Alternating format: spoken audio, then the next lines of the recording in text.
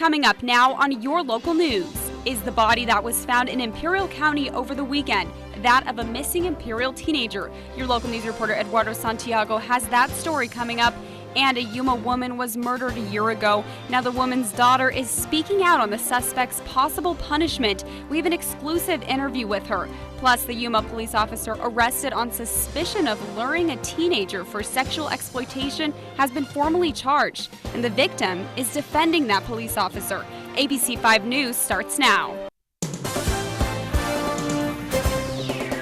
From Yuma to San Luis to El Centro and the Imperial Valley. This is ABC 5 News. I know that they may have murdered people, but I mean, putting them in a death penalty really just releases them from their crimes. That is Sierra Beasley. Her mother was murdered last year. Now the man who allegedly did it could be facing the death penalty, but as you heard, young Sierra is taking a strong stand in the case. Good evening, I'm Anna Hayes. This is your local news on ABC 5. I'll have more on my exclusive interview with her in just a few minutes, but we begin with this. Today, sheriff coroners in the Imperial Valley did an autopsy on a body that was found in an agricultural area over the weekend. Even still, questions remain. Your local news reporter Eduardo Santiago has been following this story. Today he talked to one of the women who found the body. Here's more now from El Centro. The way she found it is because she saw the leg first. Oh, she was scared like hell. Christy Arguiles says her sister was the one who first saw the body, but when she went out to see what her sister had seen, she says fear took over. Well, I didn't see it very well because I was scared. It was just, you know, like a boy body, like 5'5". Arguiles and her sister first saw it on their property Sunday evening near Ralph and Clark Roads in Imperial. According to Sheriff Coroner Stephen Green, the body is that of a male. Green has still not released much information, but he does say the body had been out there for weeks. The big question is the body David Iglesias. Iglesias is a 14-year-old boy who went missing in August. He was last seen at his home less than 2 miles from where the body was found. Arguiles says her sister was out here to start the water when she found a part of the body, the leg from the knee down. And just a few yards away, she found the rest of the decomposed body. It was decomposed. It was stinky too. Over the weekend, community members and several law enforcement agencies participated in an organized search for Iglesias, but Imperial Police detectives say they found nothing. I have put in several calls to law enforcement investigators who have all referred me to the coroner. The coroner has not gotten back to me just yet, but right now, the biggest question can only be answered by autopsy results. For your local news on ABC 5, I'm Eduardo Santiago. The Yuma police officer arrested on suspicion of luring a teen girl for sexual exploitation was formally charged today, and the victim appeared in court defending the suspect. Your local news reporter Patrick Hayes was in the courtroom. Now, Patrick, this is the second time that young girl has publicly defended Chancimino. Anna, good evening. You may recall YPD officer Ron Chancimino and another man, Joshua Alpazar, were arrested last week after investigators named them suspects in a case involving the sexual exploitation of a 16-year-old girl. The victim did defend Chancimino again today and called the charges against him false. So we are on the record in State of Arizona versus Ron Chancimino. The state filed formal charges today against the 25-year-old YPD officer Ron Chancimino. According to the victim, Chancimino is innocent. He did not commit the crimes that they are charging him with. So the alleged charges that he's being charged with or that are being hung over his head are false. The patrol officer is charged with 3 counts of luring a minor for sexual exploitation. Judge Gregory Stewart addressed the victim. Earlier, there was a probable cause statement that was reviewed. Probable cause was found by the weekend hearing officer. I've heard the information you provided. It's important that you understand your rights and that you speak with your victim representative. Understood? Yes, sir. All right, thank you for being here today. Chancimino was in court today, but he did not speak. He will stay in jail unless he can pay the $100,000 cash-only bond. The other man behind bars in this case is Joshua Alpazar.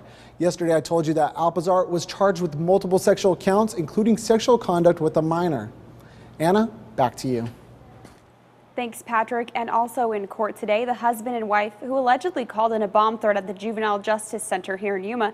But get this, they weren't charged and will be released from jail. The state did not file formal charges against the married couple arrested for calling in a bomb threat last Friday. Today in court, the couple was told they will be released from jail. You might remember Jose Zarmeno and his wife Rosalinda Chavez wanted to delay their court hearing, so they called in a bomb threat. Investigators say it was a hoax and no explosives were found.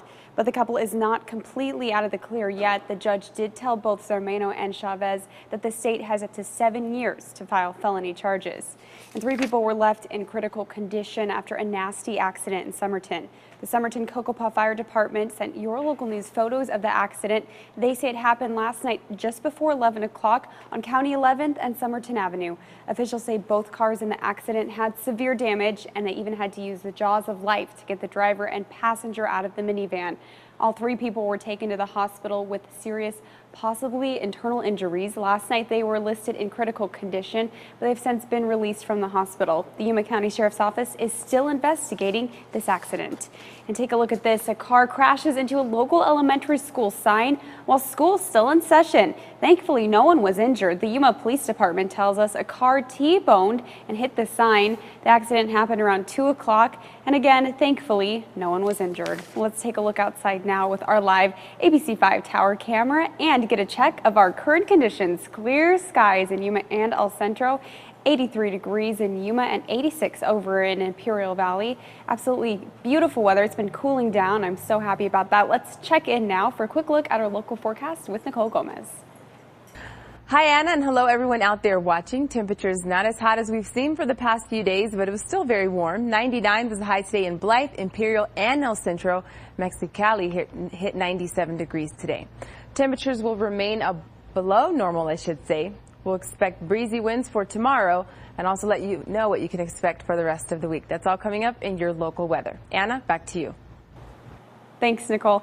Immigration numbers have been on the decline for years, but some studies are showing that could soon change. Your local news reporter Vanessa Herrera joins me now, and she has a few answers as to why. Vanessa?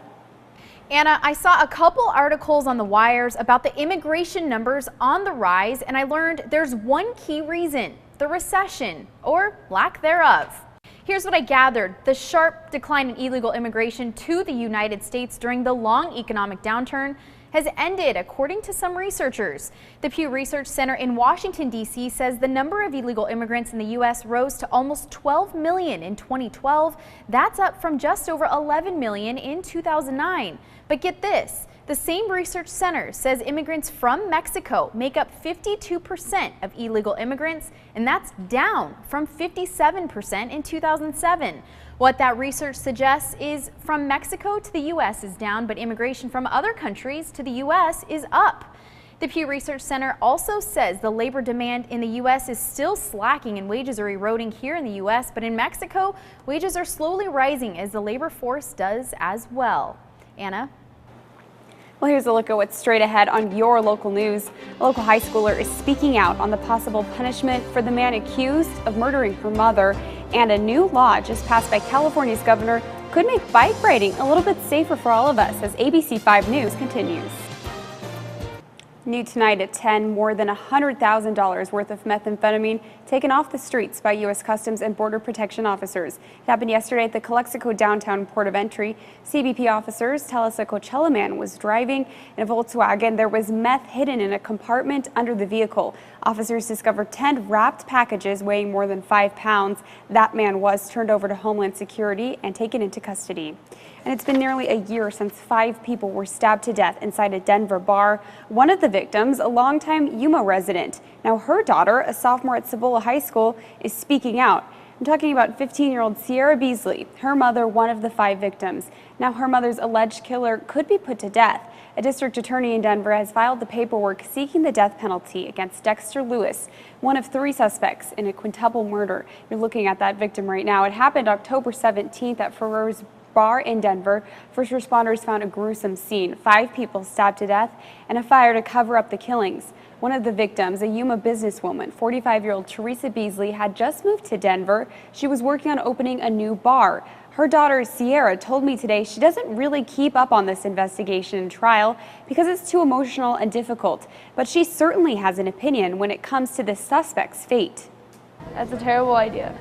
I think that no one deserved to die over it. I know that they may have murdered people, but I mean, putting them in a death penalty really just releases them from their crimes. And earlier this week, the other two suspects actually took plea deals for their roles in the murders. Both were spared the death penalty in exchange for their testimony against Dexter Lewis. Lewis is facing 16 charges, including multiple counts of first-degree murder, felony murder, robbery, and arson. If Lewis is executed, he'll be the first in Colorado to be put to death since 1997. Texas Senator Ted Cruz has taken to the Senate floor to talk about defunding Obamacare. He said he will speak until he can no longer stand. This comes as the countdown toward government shutdown gets closer. He's expected to talk for a long time, perhaps all night. Hours into his speech in defense of defunding Obamacare, the Texas Republican decided to read from Dr. Seuss's book, Green Eggs and Ham. But I'll tell you the difference with green eggs and ham is when Americans tried it, they discovered they did not like green eggs and ham, and they did not like Obamacare either. And Cruz is not participating in a filibuster because he doesn't have any real power to prevent a vote from happening on Wednesday. Cruz began speaking at 2:41 p.m. Eastern Time.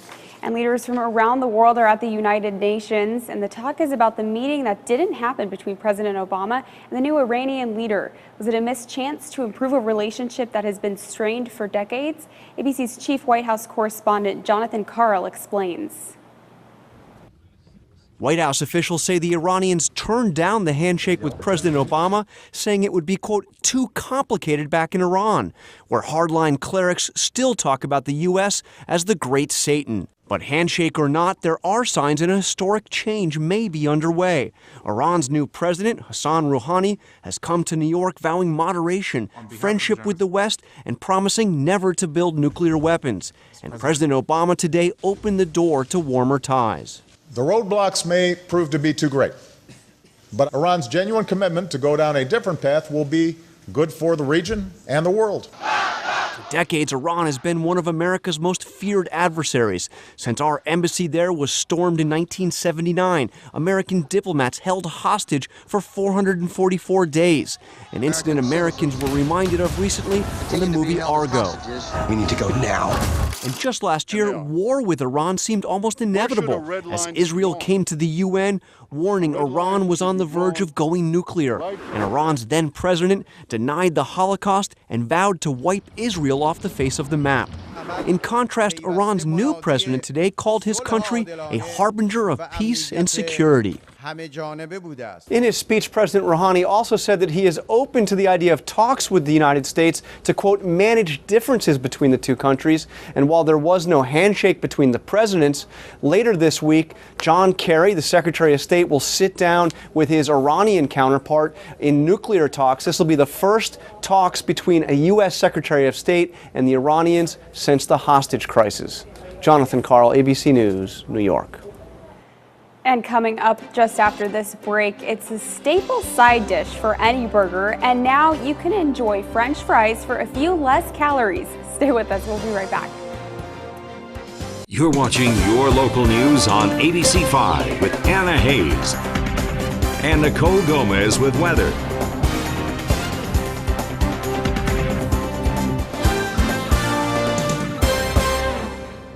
Thanks for coming back with me. The Yuma County Sheriff's Office has seen an increase in scams, so they've added a link to the sheriff's website. YCSO says they've seen that increase in calls about people getting scammed, so to help protect you and educate you, there's now a scam alerts link on the web. You can log on to yumacountysheriffs.org and look for the scam alert links towards the bottom of the website. YCSO says if you think you may have been scammed, give them a call to report it immediately. 3 feet. That's how much space needs to be between cyclists and cars in California. That's thanks to a new law just signed by Governor Jerry Brown this week. Your local news anchor and a cycling enthusiast, Anna Chalk, joins me now with more on this. Anna? Hi, Anna Hayes. Yes, I do love to ride my bike, especially in the Imperial Valley. And now, thanks to a new law just passed by California's governor, getting around on two wheels may be a little bit safer. The bill has been promoted by the California Bicycling Coalition, and it's called Give Me 3. Its official name, though, is 3 Feet for Safety. The previous law says drivers simply have to keep a safe distance, but the new law specifically says drivers must give cyclists 3 feet of clearance when passing. But if traffic prevents motorists from giving up that leeway, then the motorist must slow down and only pass when the cyclist is not endangered. Now, it's important to note Governor Brown vetoed similar versions of this bill last year and the year before, citing issues with Caltrans and the California Highway Patrol. But check this out. 21 states already have a similar law, including Arizona. And just a heads up, if you're caught violating the rule, you could face fines starting at $35. The law takes effect September 14th of next year. Anna Hayes, back to you. Anna, thanks. And it's finally cooling down enough for us to be able to actually get out and ride our bikes or go running or take a walk. For more on that, let's check back in now with Nicole Gomez. She has a complete look at our local weather forecast. Nicole? Well, hello everyone out there watching. Normal temperature around this time, 99 degrees, and we're going to take a look back this day in history. Again, normal high around this time, 99 degrees, 74 is usually the low. Our record high was 110 set back in 1956. 53 was the low back in 1981, and record rainfall only 0.19, that was set back in 1931. So that's just a look back in history. As far as today, we hit the upper 90s in Yuma and expect much of the same for the rest of the week. During the afternoon, expect those winds to pick up around 5 to 25 miles per hour. We could possibly even see those gusts in some areas around 30 miles per hour. But we'll continue to see plenty of sunshine for tomorrow as high pressure is dominant and westerly winds continue to push the warm air and dry air into our area. So unfortunately, we won't see very much rainfall in the forecast for the rest of the week. As far as temperatures, will be near normal, so temperatures won't quite hit those triple digits, but at least it's comfortable, especially from the temperatures that we've seen for the past few weeks. 68 will be the low for Calexico, 66 for Brawley. Clear skies tonight for much of the valley, 73 for Salton City. Cooler temperatures for Quartzsite, dropping down to the 60s. Welton also looking at cooler temperatures in the 60s, and 68 for San Luis. As far as tomorrow, again, temperatures will be below normal. For Calexico, 96, 96 for Mexicali, 95 for Blythe, 97 for Welton, at 95 for Salton City, 96 for Imperial. So it's going to be a beautiful day tomorrow, just a little breezy during the afternoon. 71 is the low tonight for Yuma. Tomorrow, again, it will be breezy. We could see those gusts up to 30 miles per hour with those winds out of the southwest at 10 to 25, and a high tomorrow of 96, plenty of sunshine. 67 the low tonight in El Centro, 96 for tomorrow. Similar forecast to Yuma, where temperatures again will be around 96, and those winds will pick up during the afternoon around 10 to 25 miles per hour and gusts around 30.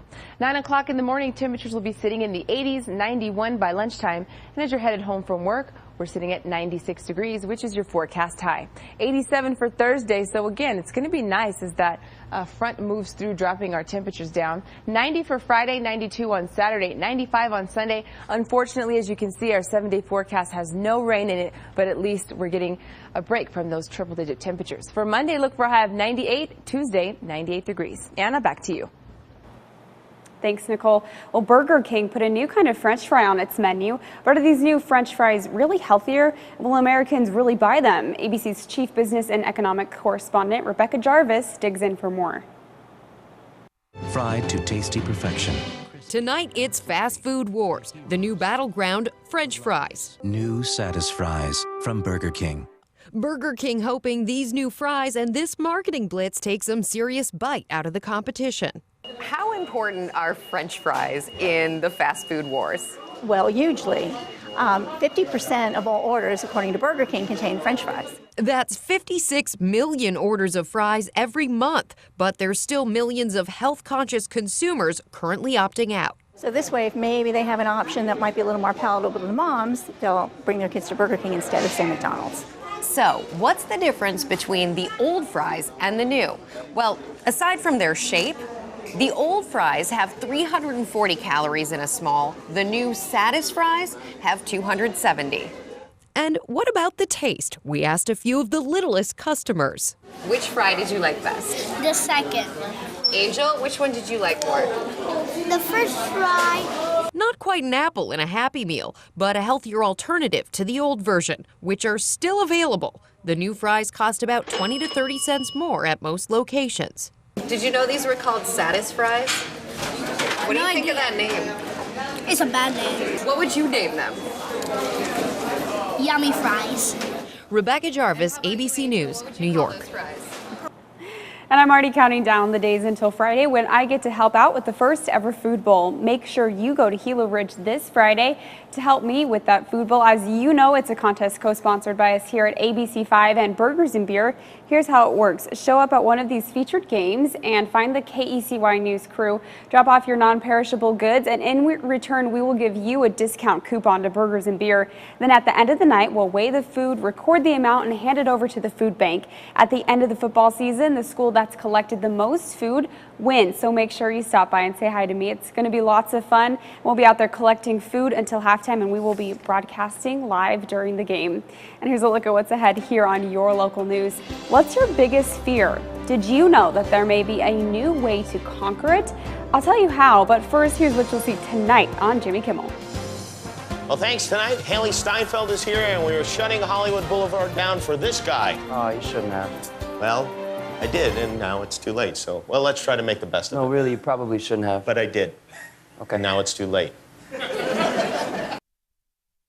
The siege at a shopping mall in Kenya is over. The final search for hidden terrorists underway there, and everyone is studying those photos. Are some of the shooters women? And did some terrorists escape by hiding among the fleeing hostages? Here's now more from Nairobi. This was the endgame, the explosive conclusion to the 4-day siege. As troops swept through the mall looking for remaining terrorists, one soldier tossed a grenade, then took cover, waiting for the blast. The president of Kenya told the country the terrorists were defeated. Intelligence reports had suggested that a British woman and 2 or 3 American citizens may have been involved in the attack. We cannot confirm the details at present. Today, we saw the first images believed to show the attackers. A tweet allegedly posted by the terrorist group Al-Shabaab categorically denies the involvement of any woman. But an eyewitness told a different story. She looked like a woman. My instinct right away was as a woman throwing a grenade at us. And tonight, there are reports that some of the attackers may have slipped out in the confusion on Saturday, as more than 1,000 people were evacuated from the 300,000 square foot mall. There are unforgettable stories and images of survival. This picture of a woman and 2 children taking cover. Then their rescue caught on tape. A man, also lying on the floor, crawls slowly to reach them. He picks up the little girl and then takes the young boy in his arms, crouching low as they run between kiosks towards safety. Across the atrium in the supermarket, as shots rang out, 19-year-old Dorcas Mwangi hid for 4 hours under a pile of suitcases. Her brother texted her that the attackers were killing non-Muslims and sent her an Islamic prayer to memorize. And I was able to memorize it. In case they found you? Yeah, in case they found me. You would have been able to recite it? Yeah. It's La ilaha illallah Muhammadan Rasulullah. She says it was her own prayer that got her through the ordeal. Honestly, I was praying the whole entire time. There are still more than 50 people missing, including civilians and terrorists buried under that rubble. Tonight, Kenya's president said he has dispatched a forensics team to study the attack and to determine which countries the attackers came from. Alex Marquardt, ABC News, Nairobi. Well, researchers say it's possible to sleep away your fears overnight. A new study published in the journal Nature Neuroscience found that your memories can be weakened with specific sleep-based tactics. The study worked with participants who were taught to fear a specific image by receiving an uncomfortable shock when the image was shown. Since smell is very tied to memories, at the same time, researchers introduced an odor to accompany the image of fear. Then participants took a nap. While they were sleeping, their fears were being worked on. Researchers reintroduced the odors linked to the fears, but this time there was no shock. After that nap, participants were less likely to have a fear response to the same images. And the longer they slept, the less afraid they were when they woke up. Just another reason to sleep in. The sweet reunion between a diva, a pig, and one lovable frog. You won't want to miss it. That story and more when we return. Stay with us. After 5 months of testimony, closing arguments began today in Michael Jackson's wrongful death trial. Jurors must decide whether AEG Live, which was promoted Jackson's comeback concerts, is liable for the singer's death. Jackson died of an overdose of a powerful anesthetic administered by Dr. Conrad Murray. In 2011, Murray was convicted of involuntary manslaughter and sentenced to 4 years in prison. 15-year-old Paris Jackson, Michael Jackson's daughter, actually survived a suicide attempt during this trial. And Disney theme parks are ending a policy that allowed the disabled to get instant access to rides instead of waiting in line. Under the current policy, visitors can get a guest assistance card that gives them quicker access. There were widespread reports that able-bodied people were abusing Disney's disability policy. Reports said some wealthy park visitors were hiring disabled people to pretend to be family members to skip lines. Disney says the new policy won't allow immediate access to rides. Starting October 9th, guests with new disability access cards will be issued a ticket with a time to enter an attraction based on the current wait time, so they don't have to stand in line for so long. And Miss Piggy is finally joining her love, Kermit the Frog, in the Smithsonian Institution's collection of Jim Henson's Muppets. Henson's daughter, Cheryl Henson, donated more than 20 puppets and props today to the National Museum of American History. The donation included Miss Piggy and some of her co-stars from The Muppet Show, including Fozzie Bear, Scooter, and Swedish Chef. Henson also donated a number of puppets from Sesame Street, including Bert and Ernie, Elmo, and Cookie Monster. The museum says Miss Piggy will go on display in March 2014. The museum's American Stories exhibit. Thanks for joining us tonight. That's our show. We hope we are your choice once again for local news tomorrow. Jimmy Kimmel starts now. Everyone, have a great night.